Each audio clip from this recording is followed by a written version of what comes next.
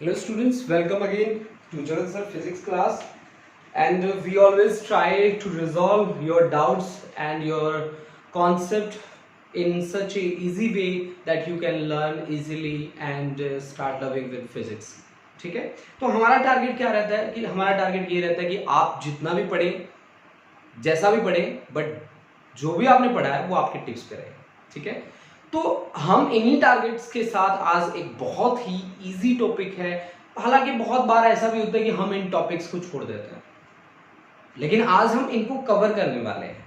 Cover करने के पीछे उसका रीजन क्या है कि बहुत सी अच्छी अच्छी चीजें होती हैं, जो छोटी छोटी बातें होती हैं, उनको हम नेग्लेक्ट कर देते हैं. बाद में हमसे कोई पूछता है भाई पावर की यूनिटी बता दो, और हम उस टाइप पे पजल होकर बैठ जाते हैं कि अरे पावर की यूनिटी नहीं पता मेरे को.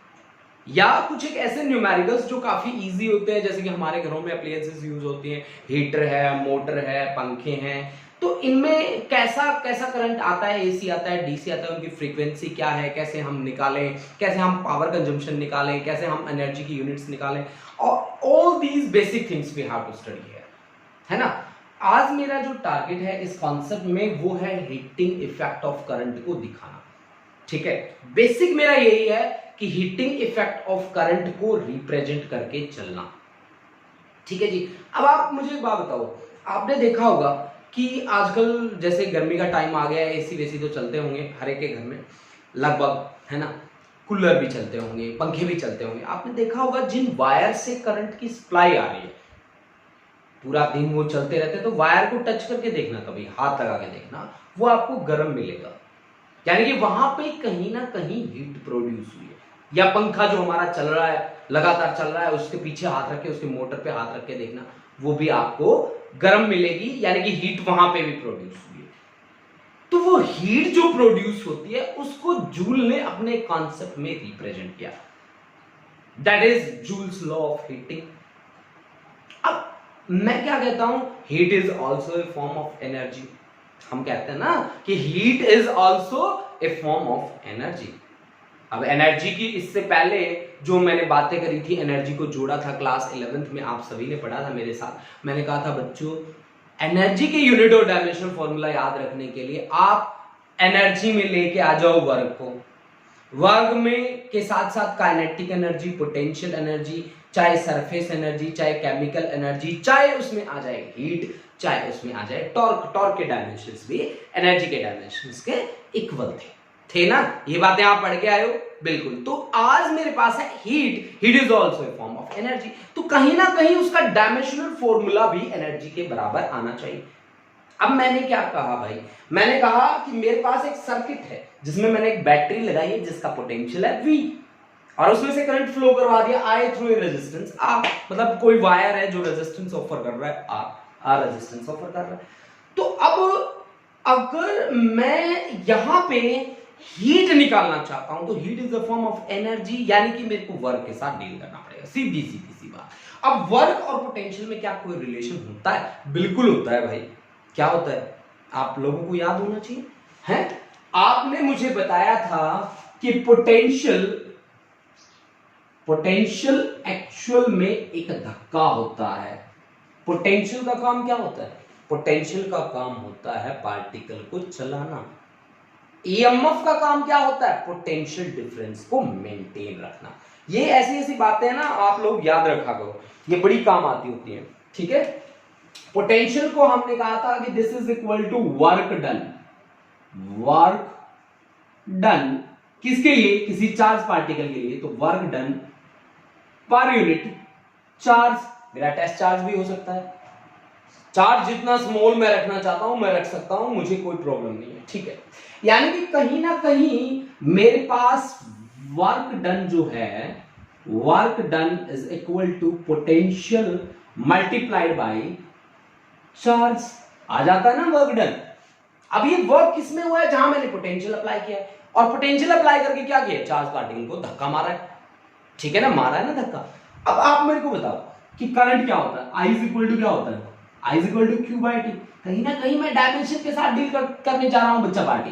तो Q इज इक्वल टू क्या आया मेरे पास? Current into time.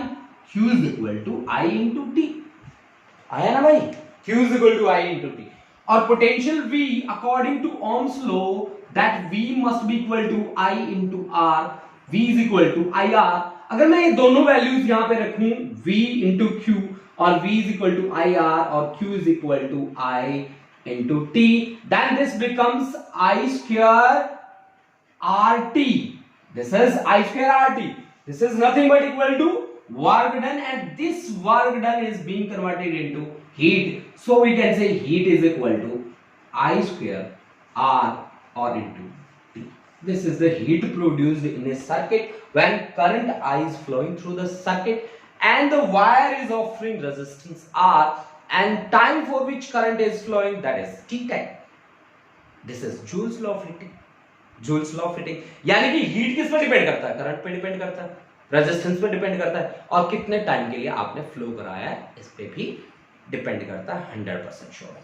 अब आप मेरी बात सुनिए कि heat is a form of energy और इस एनर्जी को मेजर करने के लिए हम किसका यूज करते हैं? कैलोरी का यूज करते हैं। And 1 calorie is equal to 4.18 joule, यानी कि 1 joule is equal to 1 calorie divide by कितना? 4.18, 4.2 भी कर सकता हूं मैं इसको। 1 कैलोरी डिवाइड बाय 4.2 कर सकता हूं, कर सकता हूं। तो यानी कि यहां पे जो हीट मेरे पास आया वो किसमें है? कहीं ना कहीं ये हीट I स्क्वायर RT ये मेरा जूल में है, ठीक है। अगर मैं I स्क्वायर RT को डिवाइड कर दूं 4.2 से तो ये मेरे पास किसमें आएगा? कैलोरी में आ जाएगा। This is the heat. Okay, अब बहुत सारे बच्चे आप में से पूछेंगे कि हीट क्यों प्रोड्यूस हुआ, हीट क्यों प्रोड्यूस हुआ? तो मैं बात पीछे लेके जाता हूं, पीछे चले जाता हूं। पीछे जाते ही मेरे को याद आता है कि रेजिस्टेंस वाली बात। Resistance was equivalent to M into L upon N E square A into tau, है ना। ये मेरे पास एक कंडक्टर है जिसका क्रॉस सेक्शनल एरिया है A के बराबर और जिसकी लेंथ है L के बराबर। इसकी लेंथ है L के बराबर और इसका क्रॉस सेक्शनल एरिया है A के बराबर। This is area of cross section is equal to A। तो रेजिस्टेंस जो था इस फॉर्मूले से M into L, L is the length of conductor, M is the mass of particle is electron, N is the number density of electron, छोटे वाला n जो है वो नंबर डेंसिटी है, E is the magnitude of charge on electron, A is the area of cross section and the most important thing torque। अब ये torque क्या है भाई? पीछे तो टॉर्क था ना इलेक्ट्रोस्टैट में, यहां पे मैंने इसको माना है क्या? Relaxation time. यानी कि resistance is inversely proportional to क्या? Relaxation time.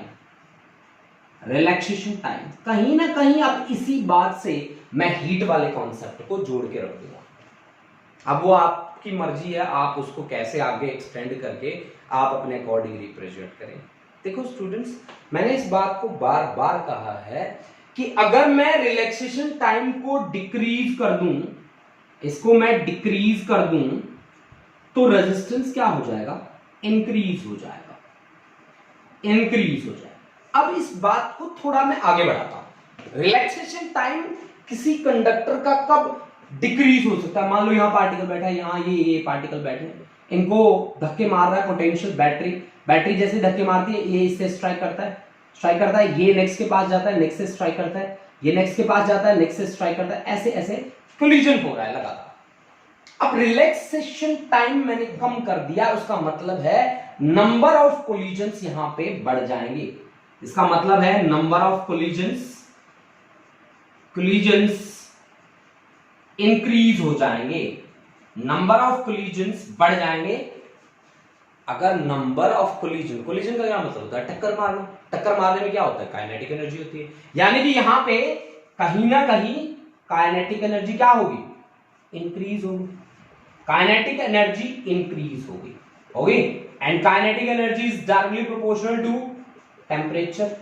So temperature will increase and heat will generate.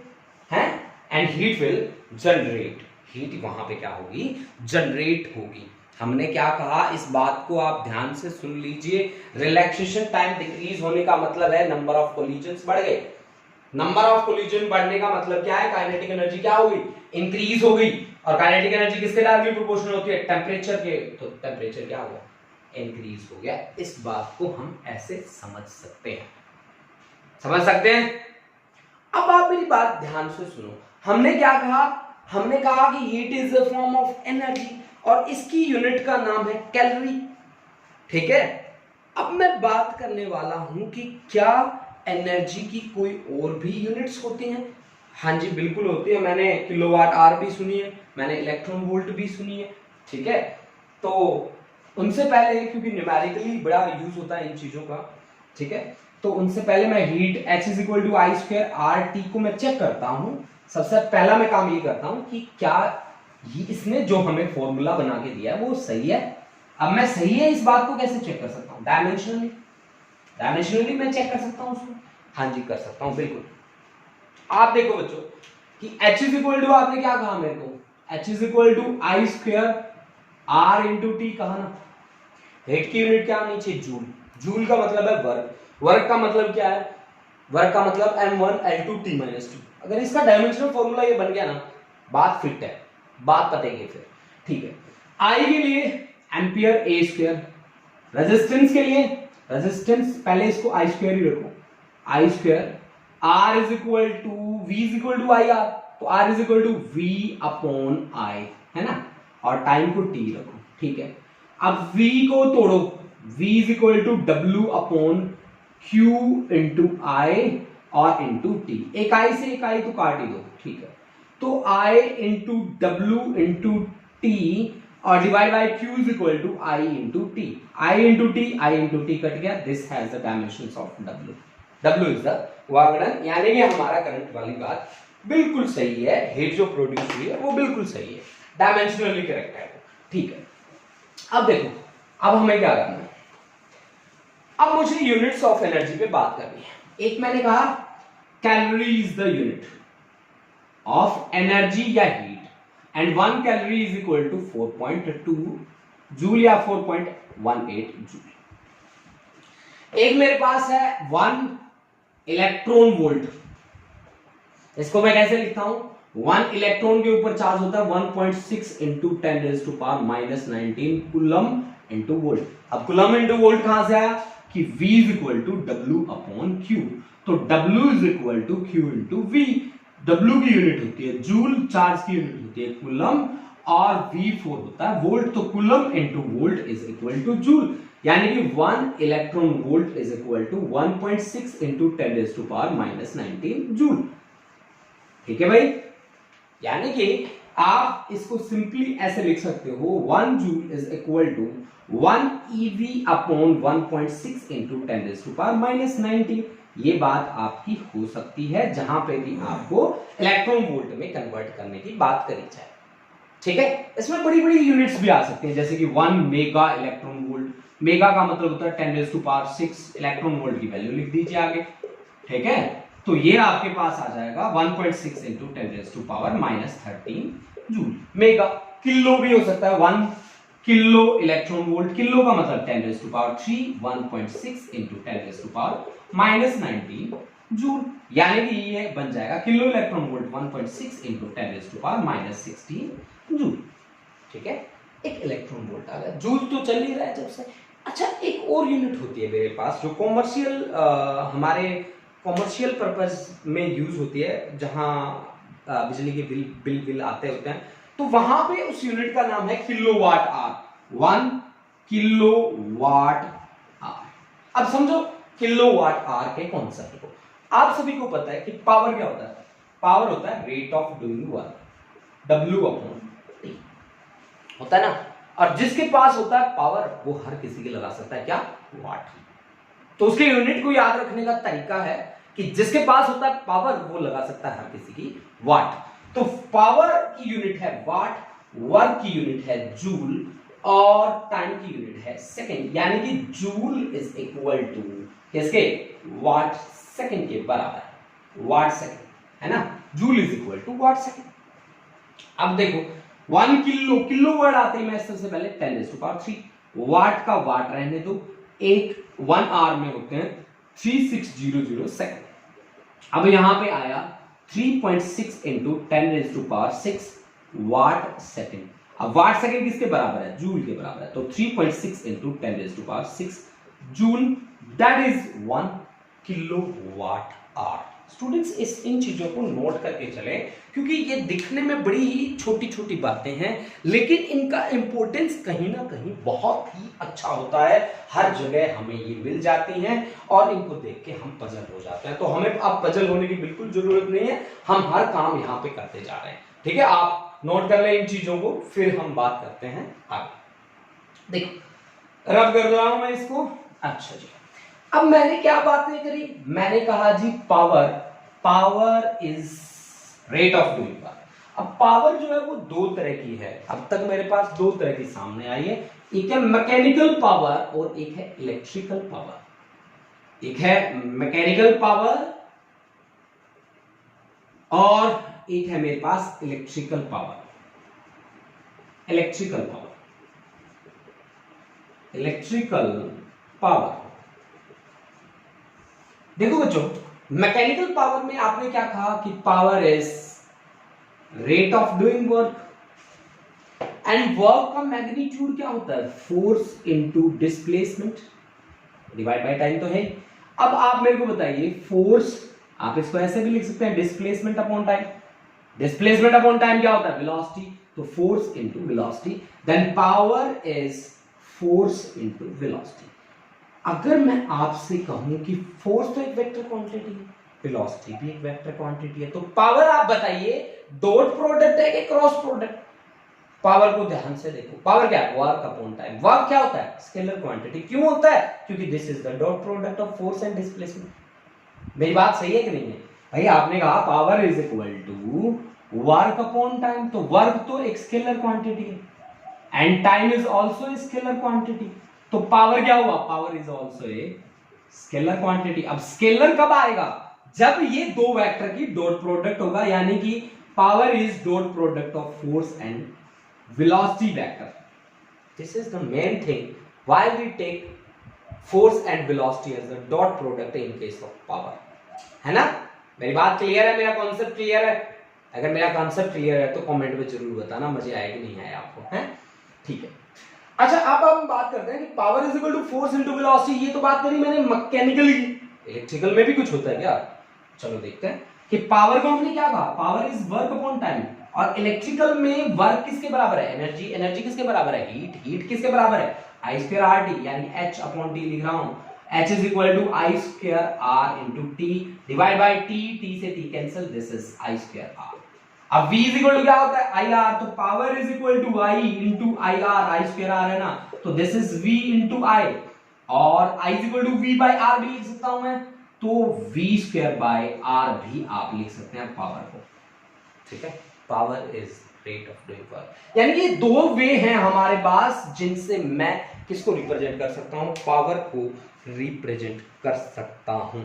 ठीक है, अब क्यों ना हम इन पे न्यूमेरिकल्स भी करके देखें, कुछ ना कुछ। इनके न्यूमेरिकल मैंने देखे हैं, सीबीएसई में काफी बार आए हैं। अगर दो चार न्यूमेरिकल देख लेते हैं तो पढ़ाई अच्छा हो जाएगा। चलो देखते हैं, ट्राई करते हैं। Okay students, now we have to numericals. One is from NCERT and that is taken from CBSE 2000.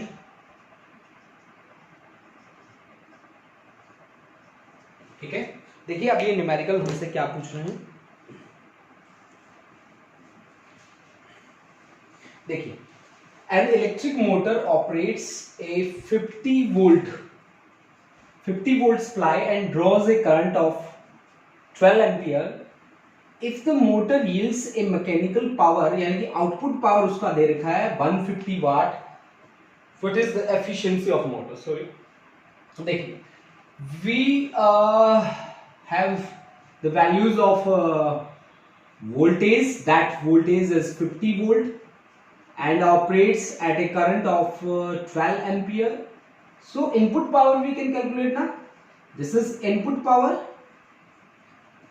Input power is equal to V into I. थोड़ी देर पहले हमने देखा था तो V into I, this is 50 into 12, ठीक है, 50 into 12, V into I, 50 into 12, this is 600 watt, ठीक है, this is 600 watt.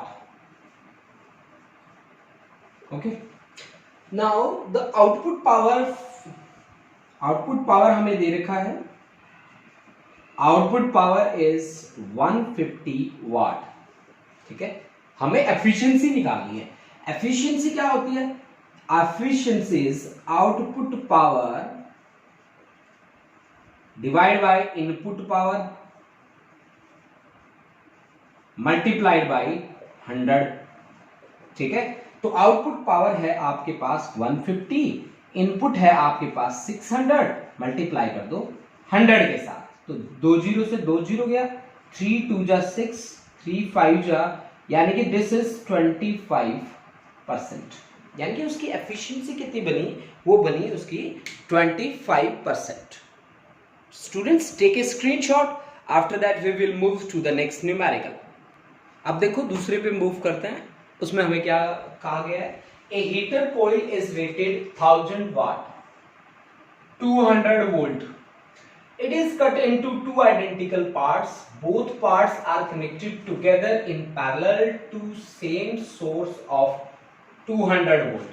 Calculate energy liberated per second. Energy liberated per second क्या होता है? Work done per unit time क्या होता है? Power. Power की बात कर रहे हैं, सीधी सी बात. In new position. ठीक है, पहले हम पहले वाली बातें देखें.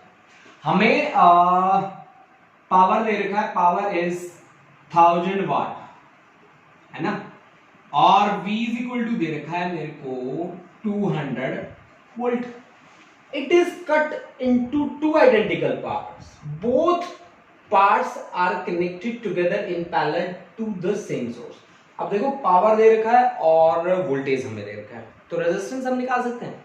हाँ निकाल सकते हैं. एक फॉर्मूला है हमारे पास, P इज इक्वल टू, हमने क्या लिखा था? Power is rate of doing work ना, तो I square R T divide by T, ठीक है जी. तो T से T कैंसिल हो गया, ये हो गया I स्क्वायर इंटू आर. अब इसे R से मल्टीप्लाई कर दो, R से डिवाइड कर दो, तो V is equal to I R होता है, तो V square by R is equal to P. तो P is equal to V square by R. तो यहां से resistance R is equal to V square upon क्या? P. आया ना. तो R is equal to V square, V कितना है हमारे पास? 200 इंटू 200 और डिवाइड बाय 1000, यानी कि आपके पास ये आ गया कितना? 40 ओम. 40 ओम. अब इसने क्या कहा? It is cut into two parts. दो पार्ट्स में इसको डिवाइड किया गया, ठीक है. तो वो 20 ओम ऑफर करेंगे two form together parallel grouping form करता है. यानी कि अब हमारे पास 20 ओम का रजिस्टर यहां लगा है और 20 ओम का रजिस्टर उसके पैरेलल में लगा है, ठीक है. ये 20 ओम, ये 20 ओम. पैरेलल कॉम्बिनेशन में अगर रजिस्टर्स लगे हों तो हमें मा वाला फॉर्मूला याद रखना है, multiplication divide by addition. Multiplication divide by addition. तो यहां से इफेक्टिव रेजिस्टेंस कितना आएगा? Multiplication 20 into 20 divide by 20 plus 20, this is 40. 2 2 जा 4, 2 10 जा, यानी कि इफेक्टिव रेजिस्टेंस आ गया हमारे पास कितना? 10 ओम इफेक्टिव रेजिस्टेंस आ गया. अब कहते हैं कि calculate energy liberated per second. मेरे को पावर निकालना है, मेरे को. V इज इक्वल टू 200 वोल्ट दे रखा है, रेजिस्टेंस अब आ गया मेरे पास 10 ओम. तो power P is equal to V square by R होता ही है, तो V square by R, V square means 200 into 200 divide by 10, 10 से 10 कैंसिल, दिस इज 4000, है ना, वाट. दिस इज 4000 वाट, ठीक है. तो हमारे पास आंसर कितना आया? 4000 वाट. वाट को मैं क्या लिख सकता हूं? जूल पर सेकंड भी लिख सकता हूं. दिस इज 4000 जूल पर second. This is the way we can deal with the numericals based on heating effect of current.